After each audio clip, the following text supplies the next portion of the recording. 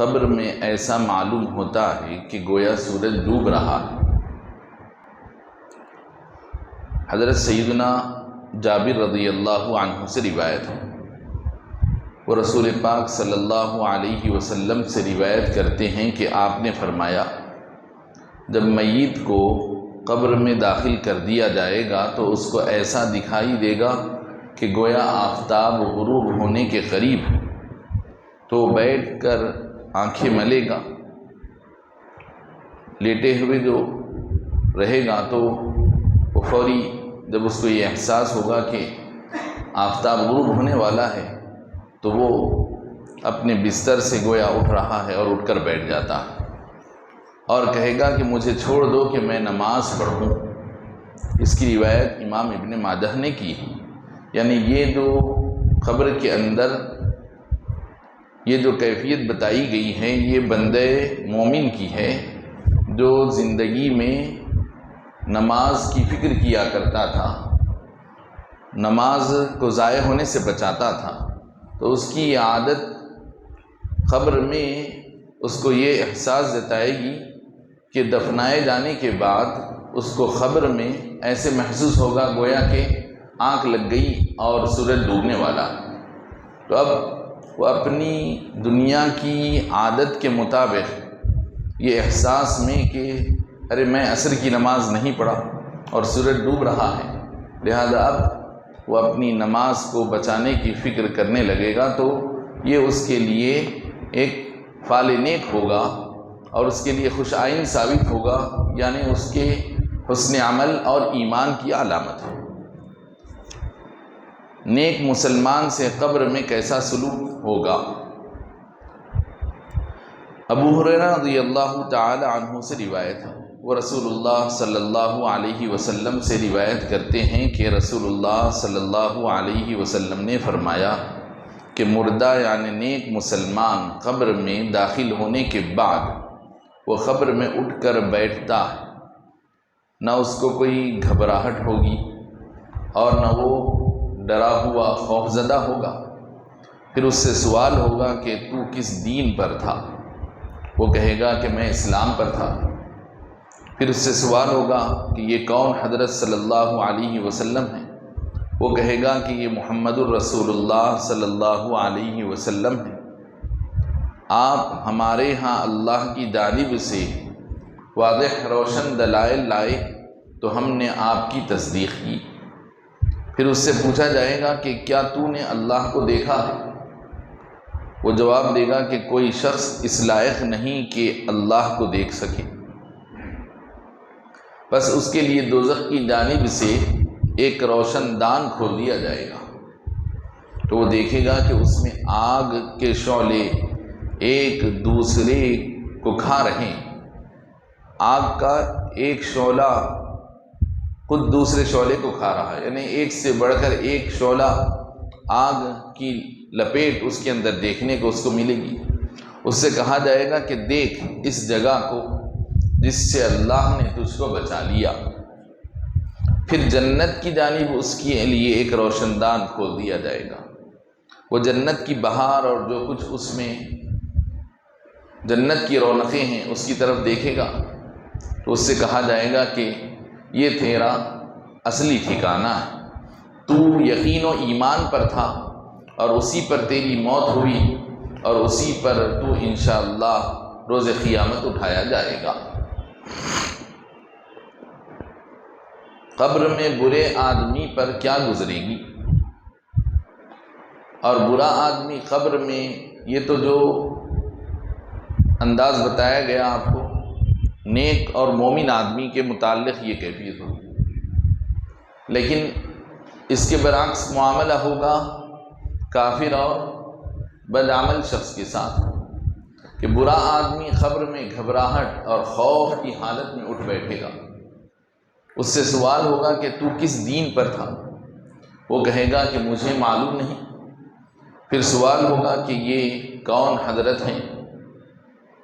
وہ کہے گا لوگوں کو جو کہتے میں نے سنا تو میں نے بھی وہی کہہ دیا، یعنی لوگوں کی دیکھا دیکھی میں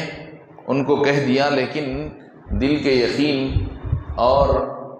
اپنے دماغ کے شعور کے ساتھ میں کچھ ان کے بارے میں کوئی اپنا ذاتی کوئی احساس اور خیال پیدا نہیں کیا۔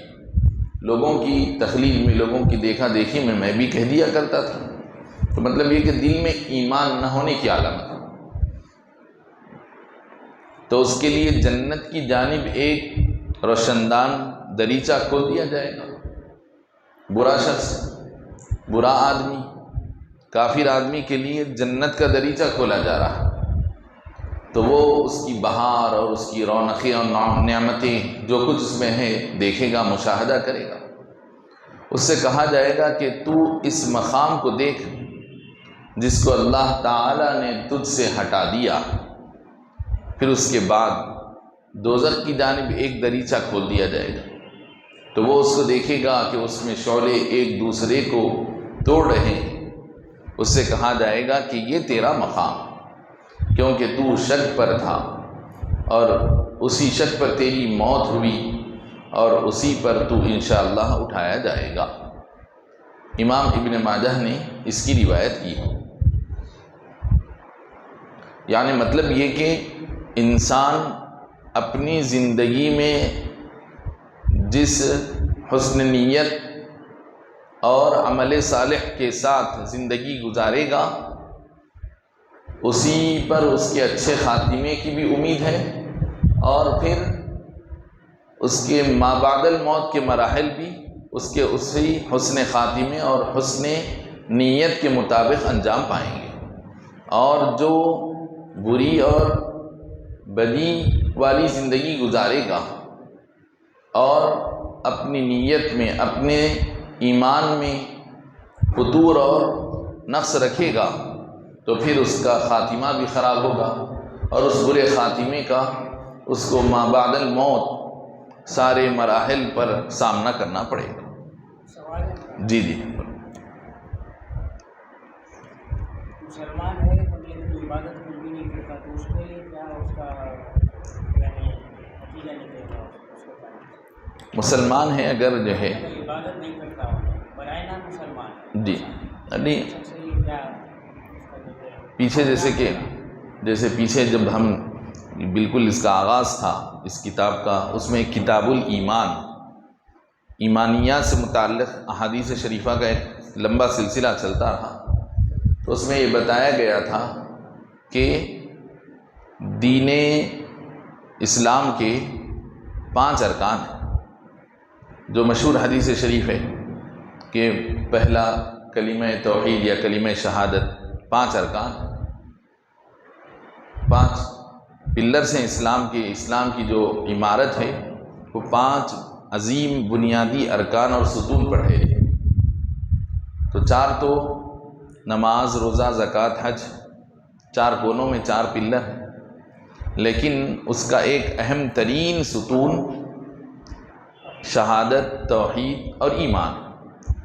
تو اس کو محدثین کرام نے اس طرح اس کی تشریح اور وضاحت فرمائی کہ عام طور پر جو عمارت یا چھت ہوتا ہے اس کے 4 ستون ہوتے ہیں، لیکن یہ 5واں تو پھر بتایا گیا کہ زیادہ تر عام طور پر تو 4 ہوتے ہیں، لیکن عمارت جب بہت زیادہ عالیشان اور بہت زیادہ وسیع ہوتی ہے تو پھر اس کے 5 ستون بھی ہوتے ہیں، تو اس کا ایک مرکزی ستون ہوتا ہے جو بالکل بیچوں بیچ ہوتا ہے۔ تو گویا اسلام بھی ایک ایسا برائے نام کوئی چھوٹا موٹا معمولی مذہب نہیں، یہ ایک بہت ہی عالیشان محل کی طرح ہے۔ تو اس کا مرکزی ستون درمیانی حیثیت والا وہ ہے کلمہ شہادت اور ایمان۔ تو ایمان دین اسلام کا ایک مرکزی ستون ہے، وہ ہے تو پھر اطراف کے ستون بھی ہیں اور پھر ساری عمارت بھی ہے۔ اگر وہ مرکزی ستون جو ایمان اور شہادت اور توحید والا عقیدہ اگر وہی نہ ہو تو پھر آزو بازو کے نہ ستون رہیں گے نہ عمارت رہے گی، اس لیے کہ درمیان کا حصہ ہی بیٹھ جائے گا۔ اب آزو بازو کے کنارے میں اگر ستون رہیں گے بھی، لیکن درمیان کا حصہ ہی، مرکزی حصہ جو عمارت کا جو سنٹر ہے، اگر وہیں بیٹھ جائے تو پھر اب عمارت کس کام کی؟ تو لہذا ایمان یہ بنیاد ہے۔ ایمان کے ساتھ اعمال، اس کے لیے ایمان میں رونق اور ایمان کے اندر نکھار، ایمان کی نورانیت میں اضافے کا باعث ہے۔ اور اگر کسی آدمی کے پاس ایمان نہیں ہے، خیرات بھی کرتا ہے، دان بھی دیتا ہے، کچھ فاقے بھی کرتا ہے، روزے بھی رکھتا ہے، یا روزہ کا نام نہ بھی لے کر اپنی ریاضت اور مجاہدے کے طور پر جنگل میں تپسیا جو کرتے ہیں تو اس میں فاقے بھی کرتے ہیں، دان بھی دیتے ہیں، مگر ایمان نہیں رہتا، تب ایمان نہیں ہونے کی وجہ سے ان کا خیرات کرنا ایسا رائے گا ہو جاتا، ان کا دن بھر فاقہ کرنا وہ روزہ نہیں ہے، عبادت نہیں بنے گا، اللہ کے پاس ضائع ہو جائے گا۔ لیکن اب اگر جیسے یہ شخص کے پاس عبادتوں کی شکلیں تھیں، مختلف قسم کی عبادتیں انجام دے رہا ہے، لیکن ایمان نہیں تھا، لیکن اس کے برخلاف ایک آدمی وہ ہے جو مومن ہے، دل سے ایمان اور یقین کی کیفیت، اعلیٰ درجے کی ایمان اور یقین کی کیفیت ہے، اللہ اور اس کے رسول کی ذات پر بھرپور یقین اور ایمان رکھتا ہے، لیکن یہ ہے کہ عمل میں کوتاہی کرتا ہے۔ یہ سمجھ لیجیے آپ کہ زکوٰۃ دینے میں بخل کرتا ہے، نمازوں میں لاپرواہی کرتا ہے، اس طرح اعمال خیر کے معاملے میں پیچھے رہتا ہے، لیکن عقیدہ توحید میں بالکل پکا ہے۔ عقیدہ اس طرح مضبوط ہے کہ آپ اس کو ذرا بھی کسی قسم کی کوئی لالچ بھی دیتے ہیں تو 1 منٹ کے لیے وہ وقتی طور پر بھی، سیاسی طور پر بھی اپنا نقصان برداشت کر لے گا، لیکن مگر جیسے ہوتا نا، بعض لوگ ایسے بھی ہو گئے ہیں کہ سیاست کے نام پہ کبھی دیوی دیوتا پر جا کر دوسروں کا ساتھ دینے کے لیے خیر سگالی، ملاقات کے نام پر غیروں کے تہواروں میں جا کر چڑھاوے چڑھا دیتے ہیں وغیرہ، جبکہ یہ شرکی عمل ہے، مشرکانہ عمل ہے، اس کی اجازت نہیں دیتا اسلام۔ اگرچہ کہ سیاست کے نام پر ہو تب بھی آپ کو اس کی اجازت نہیں کہ آپ جب مومن ہیں تو کسی قسم کا مشرکانہ عمل آپ نہیں کر سکتے، نہ دوستانے کے نام پر، نہ حسن سلوک کے نام پر، نہ میں دل سے نہیں کر رہا ہوں، بس صرف جو ہے سیاست کے طور پہ، کسی قسم کی آپ کو گنجائش نہیں رہتی، کیونکہ آپ اپنے اختیار سے کر رہے ہیں۔ ہاں یہ کہ جب آپ کی جان پہ بات بن جاتی ہے تو اس کو شریعت کہتی ہے اضطرار اور مجبوری، زبردستی کرنا جس کو کہتے ہیں، الا من اکرہ وقلبہ مطمئن بالایمان، کہ جب کسی آدمی پر زور زبردستی اور جبر و اکراہ کا عمل کیا جائے،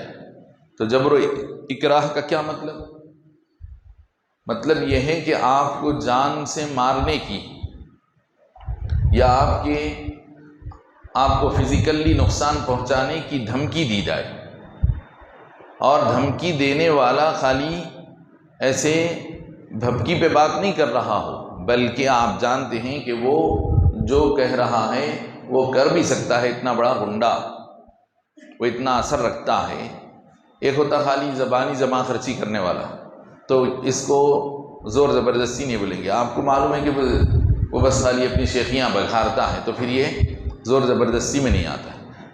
زبردستی کب کہلائے گی؟ کہ جب وہ دھمکی دے جان کی یا پھر جسمانی نقصان کی، اور پھر آپ کو معلوم ہے کہ وہ جو کہہ رہا ہے وہ کر گزرتا ہے، تو ایسی صورت میں شریعت آپ کو اجازت دیتی ہے کہ ایسے موقع پر اگر وہ آپ سے کچھ کہلوا رہا ہے، کچھ کروا رہا ہے، تو اپنے دل میں ایمان پر مطمئن رہتے ہوئے وقتی طور پر زبان سے کچھ کلمہ اگر آپ ادا کر لیتے ہیں تو یہ معاف ہے،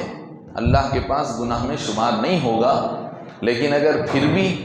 اس کے زور زبردستی ظلم کو سہتے ہوئے پھر بھی آپ اپنے ایمان کے عمل پر، ایمان کے قول پر ڈٹے رہ جاتے ہیں، تو پھر یہ آپ کے لیے عزیمت ہوگی، اس میں آپ کے لیے بہت بڑا مقام ہوگا. یعنی آپ اس کے ظلم کو سہ کر بھی اس کی دھمکیوں کی پرواہ کیے بغیر اگر آپ اس کے کہے ہوئے عمل یا قول کو زبان سے نہیں ادا کرتے ہیں اور عزیمت کا مظاہرہ کرتے ہیں تو پھر آپ کے لیے بہت زیادہ اجر و ثواب کا باعث ہو جائے گا. تو عزیمت یعنی ایمان کی جو شان والا پہلو ہے وہ یہ ہے کہ آپ اس کے ظلم کو سہ جائیں لیکن زبان سے مشرکانہ قول یا اپنے عمل سے کوئی مشرکانہ عمل انجام نہ دیں. یہ عزیمت ہے. لیکن پھر بھی رخصت اور اجازت اتنی دی جا رہی ہے کہ آپ اپنے دل میں ایمان کو باقی رکھتے ہوئے ناپسند کرتے ہوئے اس عمل کو اگر آپ کر جائیں تو کوئی حرج کی بات نہیں ہے. لیکن ایسی کوئی آپ کے اوپر زبردستی نہیں ہے، ایسا کوئی پریشر نہیں ہے، مگر پھر آپ کرتے ہیں اگرچہ کہ آپ نماز بھی پڑھ رہے ہوں گے لیکن ایسا جب آپ عمل کریں گے تو پھر یہ عمل آپ کا شرک میں شمار کیا جائے گا. اب کرنے والے آدمی کا ایمان وہ اللہ کے پاس، لیکن ہماری نظروں میں چونکہ اس نے ایک مشرکانہ عمل کیا تو دنیا والوں کی نظر میں وہ فتوے کی روح سے کافر قرار دیا جائے گا. اس کو توبہ کرنا پڑے گا، ایمان کی تجدید کرنا پڑے گا. یہ جتنے حالات جہاں کہیں بھی ایسے آپ دیکھیں گے وہ جتنے بھی لوگ ہوں ان کو یہ کرنا پڑے گا کہ وہ اپنے کسی بھی اس طرح کے عمل کے بعد تجدید ایمان کرنا پڑے گا، وہ بھی اس نیت کے ساتھ کہ آئندہ پھر نہیں کریں گے. نہیں وقتی طور پہ ایک مرتبہ تجدید ایمان کر لیے، پھر اگلا الیکشن آیا، پھر الیکشن کی کیمپیننگ پہ پھر نکلے، پھر وہی عمل کرے، پھر اس کے بعد تجدید ایمان. یہ مذاق نہیں ہوتا. ابھی حال ہی میں کوئی صاحب کشمیر کے بڑے لیڈر ہیں،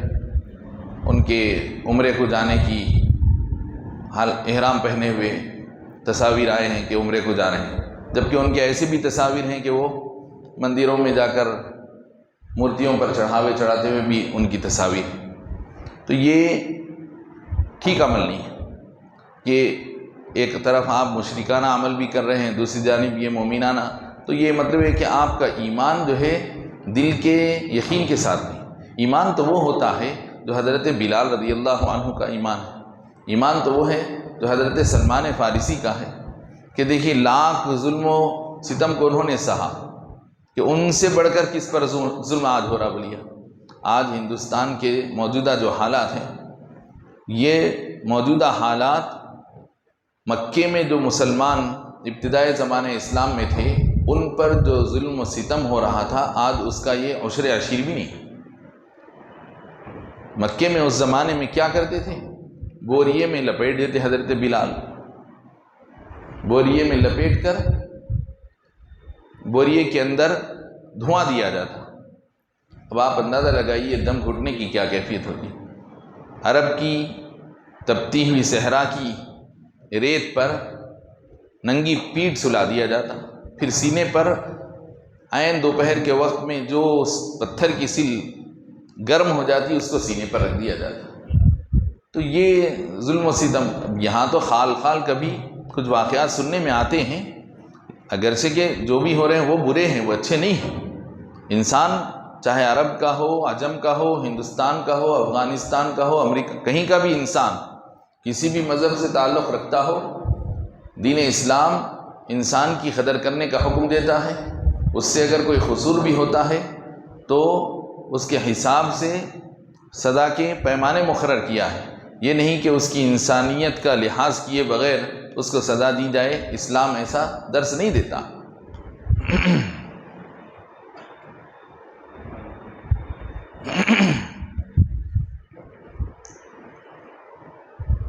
جیسا کہ ہمارا یہ ہفتہ واری درس حدیث کے علاوہ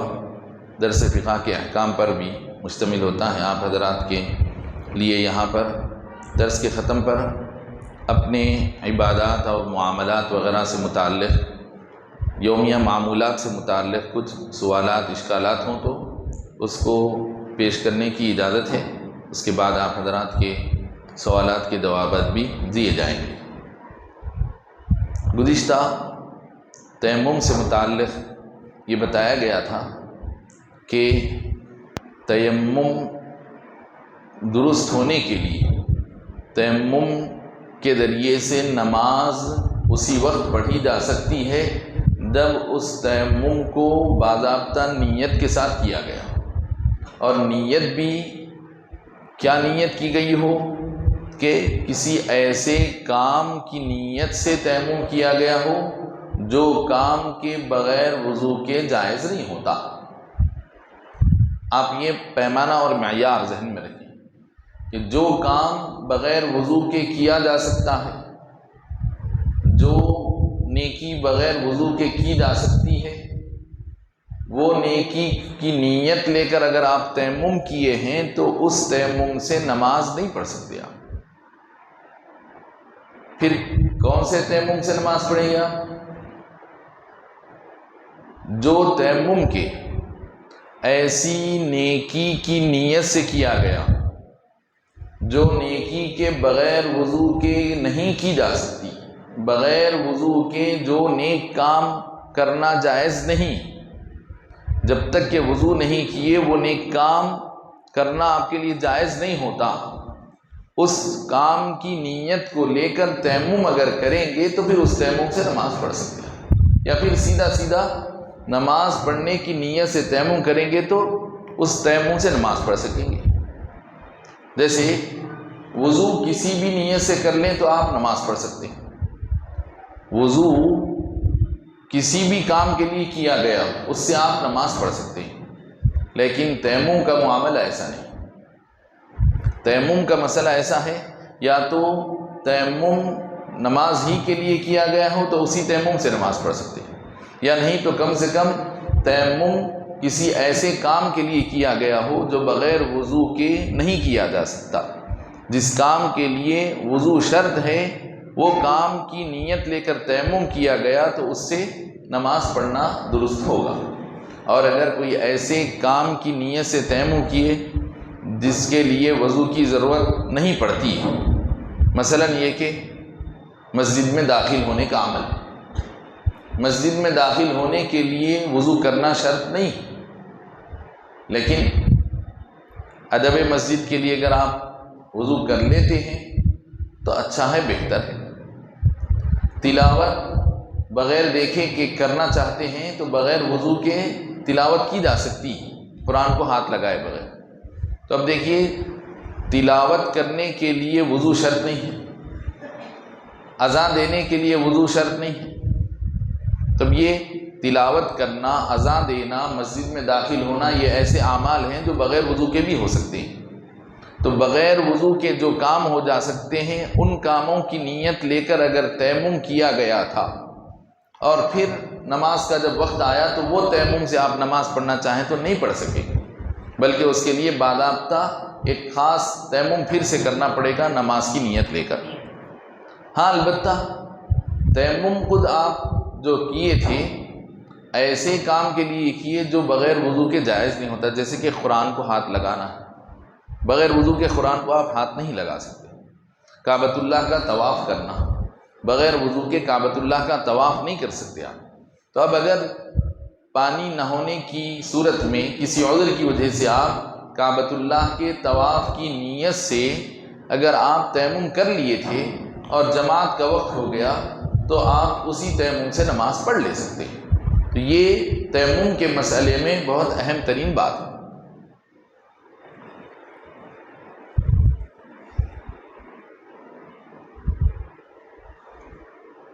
الثانی العذر المبیح للتیمم كبعده میلا عن ماء ولو في المصر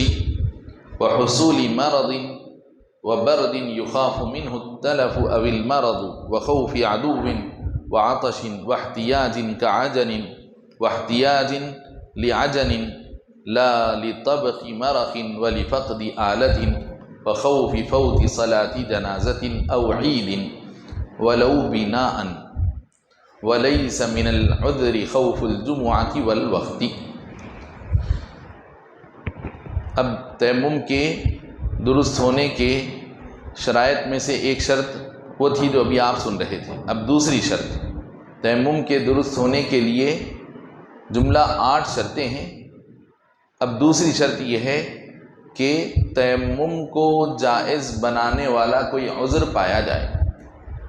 ایسا کوئی عذر ہو آپ کے پاس، ایسی کوئی مجبوری ہو کہ جس کی بنا پر تیمم کرنا آپ کے لیے جائز ہو جاتا۔ جس آدمی کے پاس تیمم کرنے کا وجہ جواز نہیں ہے، تیمم کرنے کے لیے اس کے پاس کوئی عذر نہیں ہے، تو بلا عذر کے تیمم کرنا اس کے لیے جائز نہیں ہوگا۔ کوئی شرعی عذر ہے، اپنے اندر وہ کوئی شرعی عذر کو پاتا ہے، تو پھر اس کے لیے تیمم کرنا اور اس تیمم سے نماز پڑھنا اس کے لیے جائز ہوگا۔ قبرستان میں داخل ہونے کے لیے ضروری ہے؟ نہ تیمم ضروری ہے، نہ وضو ضروری نہیں ہے۔ مثلا کبعدہ میلا عن ماء، جیسے کہ عذر شرعی کیا ہے، بتا رہے ہیں کہ آدمی کا پانی سے 1 میل دور ہونا۔ 1 میل موجودہ کلومیٹر کے حساب میں اگر ہم دیکھیں گے تو 1.6 کلومیٹر، 1.6 کلومیٹر یعنی 1.5 کلومیٹر سے کچھ زائد، 1.5 کلومیٹر سے کچھ زائد مسافت ہوتی ہے 1 میل میں۔ تو بتا رہے ہیں کہ جو آدمی پانی سے 1 میل دوری پر ہے، یعنی مطلب یہ کہ وہ آدمی جس مقام پر ہے اس کے سراؤنڈنگز میں، اس کے اطراف و جوانب میں 1 میل کے اندر پانی کہیں بھی نہیں ہے۔ اب اس کو پانی لینے کے لیے 1 میل آگے جانا پڑے گا تو پانی وہاں ملے گا۔ آدھے میل پر، پون میل تک بھی پانی نہیں ہے، تو پھر اب اس کے لیے وضو کرنا، تیمم کر لینا جائز ہو جاتا ہے۔ اور اس کے لیے گاؤں، جنگل، صحرا، شہر کا کوئی فرق نہیں ہے، حتیٰ کہ اس کے اپنے رہائشی شہر میں بھی یہ صورتحال پیدا ہو جائے کہ اس کے اپنے رہنے کا جو شہر ہے اسی شہر میں پانی کی ایسی قلت ہو گئی کہ پانی لینے کے لیے اس کو 1 میل آگے جانا ہوگا، تو اپنے شہر میں رہتے ہوئے وہ تیمم کر سکتا ہے، کیونکہ پانی اس سے 1 میل کی مسافت پر ہے۔ اسی طرح تیمم کو جائز بنانے والا عذر کیا ہے کہ بیماری پیدا ہونے کا اندیشہ ہے، کہ پانی سے تیمم کرے گا تو کسی ماہر مسلم ڈاکٹر نے یہ بتایا ہے کہ اس مرض میں، اس حالت میں پانی استعمال کرنے سے تم کو فلاں بیماری لگ جائے گی، یا سخت سردی کی وجہ سے، اتنی زیادہ سخت سردی ہے کہ جس کی وجہ سے اعضاء کے شل ہونے، فالج ہو جانے یا کوئی اور بیماری کے لگ جانے کا اندیشہ ہے۔ سردی اتنی سخت ہے، اتنی شدید سردی ہے کہ جس کی وجہ سے اعضاء مفلوج ہو جانے کا اندیشہ ہے، تو پھر وہ تیمم کر سکتا ہے۔ یا پھر کسی بیماری میں مبتلا ہو جانے کا اندیشہ۔ اسی طرح پانی تو ہے، لیکن پانی جس مقام پر ہے وہاں کوئی دشمن ہے، وہاں کوئی اس کا جانی دشمن ہے، چاہے وہ انسانی دشمن ہو، انسانوں میں سے کوئی دشمن ہو، سخت ترین دشمن ہے جس کا مقابلہ یہ نہیں کر سکتا، یا پھر کوئی درندہ ہے، کوئی اژدہا ہے، پانی کے کنویں کے قرب و جوار میں اژدہا ہے، یا پھر کوئی درندہ ہے، تو ایسی صورت میں بھی آپ اگرچہ کہ پانی کوئی زیادہ دوری پر نہیں، بس صرف گھر کے دروازے کے باہر نکلنا ہے، پانی آپ کو مل جاتا ہے، یعنی گھر کے دروازے کے باہر کنواں ہے، لیکن اس کنویں کے پاس کوئی اژدہا ہے، یا کنویں کے پاس دروازہ کھولنے کی دیر ہے کہ آپ کے لیے جو ہے کوئی انسانی دشمن کا سامنا ہو جائے گا، اب آپ دروازہ کھول نہیں سکتے، باہر جا نہیں سکتے، حالانکہ کوئی آپ کو 1 کلومیٹر 1 میل جانا نہیں ہے، بس پاس میں ہی ہے، لیکن چونکہ دشمن کا خوف، تو لہذا آپ اپنے گھر کے اندر یا جہاں بھی ہیں وہاں پر تیمم کر کے آپ نماز پڑھ لے سکتے ہیں۔ یا یہ کہ پانی تو ہے لیکن صرف اتنا ہے کہ یا تو آپ پی سکتے ہیں یا اس سے وضو بنا سکتے ہیں۔ اگر پی لیتے ہیں تو اس پانی سے آپ وضو نہیں بنا سکتے، اور اگر وضو بنا لیں تو پھر پینے کے لیے پانی نہیں رہے گا، پیاسے رہ جانا پڑے گا، پیاس ستائے گی۔ تو بتا رہے ہیں کہ اگر پانی اتنا مختصر ہے کہ جو صرف پینے کے کام آ سکتا، پینے سے زیادہ کسی اور کام کے لیے پانی موجود نہیں ہے، تو شریعت دیکھیے آپ کیسے اللہ نے بندوں پر شریعت کے قانون کو رحمت بھرا بنایا ہے کہ چونکہ کھانا پینا انسان کی فطرت کا حصہ، تو لہذا شریعت یہ کہہ رہی ہے کہ وہ پانی جو پینے کا ہے تم پی لو، یہ نہیں کہ پہلے تم وضو کرو، نماز پڑھو، پیاسے رہ جاؤ، نہیں کہنی چاہیے۔ پینے کے لیے جو پانی ہے تم پیو، شوق سے پیو۔ اب تیمم کر کے اللہ کی عبادت کرو، یا یہ کہ پانی ہے پینے کے لیے ہے اور آٹا گوندنے کے لیے ہے، پینے کے لیے بھی ہے، آٹا گوندنے کے لیے بھی۔ اب ہمارے ماحول کے حساب سے چاول زیادہ استعمال ہوتا، تو اب یہاں کے حساب سے چونکہ عرب میں روٹی وغیرہ زیادہ بنتی ہے، تو اس لیے یہاں پر وہ مسئلہ آٹا گوندنے کا ذکر کیا۔ اب چاول ہے، چاول پکنے کے لیے ظاہر ہے پانی کے بغیر چاول پک نہیں سکتا، چاول پکائیں گے نہیں تو بھوکے رہ جانا ہے آپ، تو آپ روٹی کے جگہ پر آپ چاول کے مسئلے کو سمجھ لے سکتے ہیں کہ چاول میں پانی ڈال کر پکانا ہی ہے آپ، تو لہذا چاول پکانے کے لیے آپ پانی کو استعمال کر لے سکتے ہیں۔ آپ کے لیے وضو کرنا ضروری نہیں ہوگا، بلکہ آپ اپنا چاول پکا لیجئے، کھانا کھائیے اور تیمم کر کے نماز پڑھ لیجیے۔ لیکن آٹا گوندنے کا مسئلہ آٹا گوندنے کا بھی اسی میں آ گیا نا، کھانا بچھا لیتے وہ پھر سے آٹا گوند لے سکتے ہیں، ایسا ہو سکتا ہے۔ کر لے سکتے نہیں، لیکن اب چونکہ کھانا انہیں کھا لیا تو آٹا کیوں گوندے گا؟ کیونکہ سفر پر ہے، مسافر آدمی ہے، تو کوئی ایک چیز پر کام چلا لے گا، یا پھر جیسا آپ بولے بالکل کہ کیونکہ اب یہاں پر جو ہے اب انہیں پانی کی تنگی کا لحاظ کرتے ہوئے پانی کو جو ہے وضو کے لیے رکھنا ہے، تو پھر وہ پیچ کو جو ہے آٹے کے لیے استعمال کر لینا، ایسے ہی کرنا پڑے گا۔ البتہ مسئلہ یہ ہے سالن بنانے کے لیے، سالن سوکھا بھی بنایا جا سکتا ہے، اور ایک ہے کہ شوربہ، نہاری یا مرق وغیرہ، تو شریعت بولی کہ اب تم کو کھانے کے لیے سالن کی ضرورت ہے تو سوکھا بناؤ، نہیں اب جو تم اپنے شوق کے لیے مرق بنا کر نہاری بنائیں گے، آپ شوق کے لیے کر رہے ہیں، آپ پیٹ بھرنے کے لیے نہیں کر رہے، اپنی ضرورت پورا کرنے، ضرورت تو آپ کی سوکھے سالن پہ پوری ہو سکتی ہے، تھوڑا سا پانی ڈالے تو سالن پک جاتا، تو سوکھا سالن بنائیے اور استعمال کریں۔ لیکن اب بتا رہے ہیں کہ اب آپ مرق بنانا چاہتے ہیں، شوربہ بنانا چاہتے ہیں، اور جو ہے وضو کو روکنا چاہتے ہیں، تو شریعت جو ہے اس کی اجازت نہیں دے گی۔ شریعت بولے گی کہ آپ بجائے شوربے کے سالن کو سوکھا بنائیے، اور شوربے کے لیے جو زیادہ پانی لگ سکتا تھا وہ پانی وضو کے لیے، غسل کے لیے استعمال کیجیے، لا لطبق مرق۔ اچھا، اسی طرح اور کون سے عذر ہیں جو تیمم کو جائز بناتے ہیں؟ کہ پانی تو بالکل گھر کے اندر ہی ہے، پانی بالکل گھر کے اندر ہے، لیکن مگر پانی نکالنے کے لیے ڈول نہیں ہے، آلہ نہیں ہے، ڈول ہے لیکن رسی نہیں ہے، تو بتا رہے ہیں کہ اگر پانی تو ہے لیکن پانی لینے کا جو آلہ ہوتا ہے جیسے ڈول ہے، رسی ہے، وہ نہیں ہے، تو اب آپ کے پاس ڈول بھی نہیں ہے، رسی بھی نہیں ہے، اور کوئی اڑوس پڑوس میں کوئی ایسا ہے بھی نہیں جہاں سے آپ ڈول یا رسی لا سکیں، مطلب یہ کہ آپ کا ایک اکیلوں کا گھر ہے، جنگل میں آپ کا ایک اکیلے کا گھر ہے۔ شہر کی آبادی میں تو خیر آزو بازو کوئی نہ کوئی مل جاتا، کسی کے پاس سے آپ عاریتاً ڈول رسی وغیرہ لا لے سکتے ہیں۔ یہ بات اس وقت ہے جب کہ آزو بازو کوئی آپ کے لیے مدد کرنے والا نہ ہو، تو اب پانی ہے لیکن پانی کو نکالنے کے لیے ڈول، رسی وغیرہ کوئی آلہ نہیں ہے، تو اس وقت بھی آپ کو تیمم کر کے نماز پڑھنے کی اجازت ہے۔ اب موجودہ زمانے میں گھروں میں بورویل ہے لیکن مگر جو ہے کرنٹ نہیں ہے،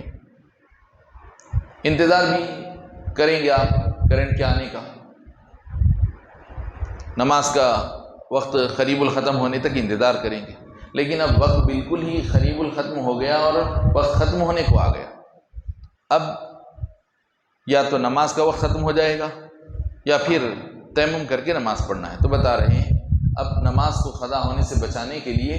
اخیر وقت تک انتظار کیجیے، جب تھوڑا سا وقت باقی رہ جائے گا اس وقت آپ تیمم کر لیجیے، نماز پڑھ لیجیے۔ اسی طرح سے عیدین کی نماز یا جنازے کی نماز، آپ مسجد میں عیدگاہ میں پہنچے تک عیدین کی نماز شروع ہو چکی تھی، عید کی نماز شروع ہو گئی، جماعت ٹھہر چکی، جنازے کی نماز ٹھہر چکی، اب آپ وضو خانے کو دیکھ رہے ہیں تو وضو خانہ کافی فاصلے پر ہے، بڑی مسجد ہوتی ہے جیسے حرمین شریفین، وہاں سے کعبۃ اللہ کے پاس سے وضو خانے تک جا کے آپ آئے تک نماز ختم ہو جاتی ہے۔ تو بتا رہے ہیں کہ اگر وضو کر کے آنے میں جماعت ختم ہو جائے گی عیدین کی یا نماز جنازہ کی، تین نمازوں کے لیے بتا رہے ہیں مسئلہ، کہ اگر کوئی آدمی بے وضو ہے، پانی موجود ہے، پانی نہیں ہے نہیں پانی موجود ہے، آدمی بے وضو ہے اور آدمی کوئی بیمار بھی نہیں ہے، پانی بھی ہے، آدمی اچھے کنڈیشن میں ہے، ہیلتھ کنڈیشن بھی اچھا ہے، لیکن صرف یہی ہے کہ جماعت عیدین کی یا جنازے کی نماز ٹھہر چکی ہے، اب جا کر وضو کر کے آئے اتنی دیر میں نماز جنازہ ختم ہو جائے گی یا عیدین کی جماعت ختم ہو جائے گی، تو آپ کو اجازت دی جا رہی ہے کہ آپ جماعت میں تیمم کر کے شامل ہو جائیے، تیمم کر لیجیے وہیں پر اور عیدین کی نماز میں یا جنازے کی نماز میں شامل ہو جائیے۔ یہ مسئلہ 5 وقتہ نمازوں کے لیے یا جمعہ کی نماز کے لیے نہیں، جمعہ کی نماز کے لیے یہ اجازت نہیں ہوگی، اسی طرح 5 وقتہ نمازوں کے لیے یہ اجازت نہیں ہوگی کہ فجر کی جماعت ٹھہر گئی تھی، ظہر کی جماعت ٹھہر گئی تھی، چونکہ اب وضو کر کے آئے تک جماعت ختم ہو جاتی اس لیے میں تیمم کر کے پڑھ لیا، نہیں، ظہر میں نہیں ہوگا، 5 وقتہ نمازوں میں ایسا نہیں ہوگا، جمعہ کے لیے ایسا نہیں ہوگا۔ کیوں؟ اس لیے کہ 5 وقتہ نمازوں کا بدل آپ کے پاس ہے، اگر آپ کی فجر کی نماز چھوٹ گئی تو اس کا بدل آپ کے لیے قضا نماز کی شکل میں، جمعہ کی نماز اگر چھوٹ جاتی ہے تو اس کا بدل آپ کے لیے ظہر کی شکل میں ہے کہ جمعہ کی نماز اگر کسی کی قضا ہو گئی تو اس کو بعد میں ظہر کی نماز کے نیت سے 4 رکعت نماز قضا کر لینا ہوگا، لیکن جنازے کی نماز ایک مرتبہ جب پڑھ لی جاتی ہے تو اس کا کوئی بدل نہیں ہے، اس کی کوئی قضا نہیں ہے۔ اسی طرح سے عیدین کی نماز اگر فوت ہو جاتی ہے تو اس کا کوئی بدل نہیں ہے، اس کی کوئی قضا نہیں ہے۔ جی شریف کے پاس اگر تیمم کرنا رہا تو دقت ہو جائے گی، وہاں پر مٹی تو ہے، جی تو کیا طریقہ ہے؟ تیمم کے لیے شریعت آگے آئیں گا وہ بھی کہ مسئلہ آنے والا ہے آگے کہ تیمم کس چیز سے کرنا چاہیے، تو تیمم کن چیزوں سے کیا جاتا، جیسے وضو ہے، وضو تو صرف پانی سے کیا جاتا ہے، لیکن تیمم کن چیزوں سے کیا جاتا ہے تو اس کے لیے بتا رہے ہیں کہ تیمم جو ہے کسی زمین کی جنس کی، زمین کی جنس، مٹی کی جنس کی کوئی بھی چیز سے آپ تیمم کر سکتے ہیں۔ تو مٹی کی جنس کیا ہے، زمین کی جنس کیا ہوتی ہے، تو اس کے لیے بتائیں جیسے کہ مٹی ہے، عام مٹی جو، یا پھر ریتی ہے، مٹی اور ریتی میں فرق ہوتا، مٹی، ریتی، لال مٹی، کالی مٹی، یہ سب زمین کی جنس۔ اسی طرح زمین کے اندر سے جو باولیوں کے اندر جو اطراف کیا بولتے ہیں اس کو،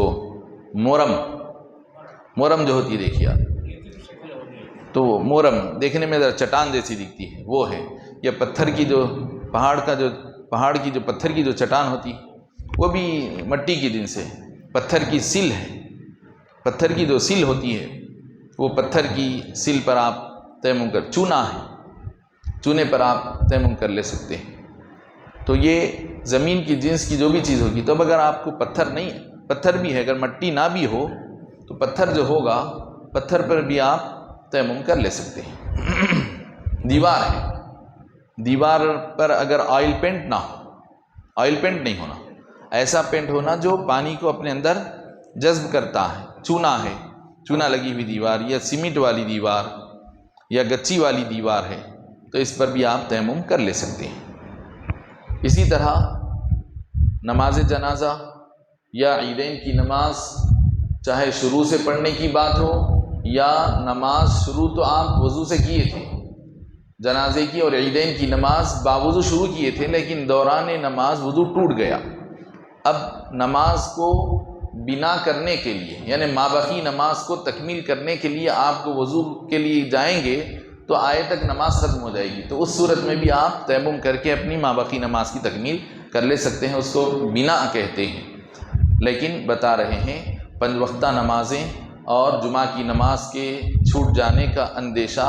تیمم کو جائز بنانے والے اعذار میں سے شمار نہیں کیا جائے گا۔ یہ ان چند مسائل پر ہم آج کی نشست کو ختم کرتے ہیں۔ بنا ہے، بنا کہتے ہیں، بنا مطلب بنا، بانون الف حمزہ، بانون الف حمزہ، بنا کا مطلب یہ کہ اس پر مزید تعمیر کرنا۔ بنا کا مطلب تعمیر، مطلب یہ کہ جتنی نماز جہاں تک چھوٹ گئی اس پر پھر نماز کے اگلے حصے کو آپ جوڑنا اور تعمیر کرنا۔ جی جی، وصلی اللہ تعالی علی خیر خلقہ سیدنا محمد وآلہ وصحبہ وبارک وسلم اجمعین، الحمد للہ رب العالمین۔ آپ وہاں پر وہیں پر بیٹھ کر سوال، الحمد للہ رب العالمین، ربنا تقبل منا انك انت السميع العليم وتب علينا انك انت التواب الرحيم، اللهم اعنا على ذكرك وشكرك وحسن عبادتك، اللهم انا نسألك العفو والعافية والمعافاة الدائمة في الدين والدنيا والآخرة، وصلى الله تعالى على خير خلقه سيدنا محمد وآله وصحبه وبارك وسلم أجمعين، والحمد لله رب العالمين، سبحان الله وبحمده، سبحانك اللهم وبحمدك، أشهد أن لا إله إلا أنت، أستغفرك وأتوب إليك۔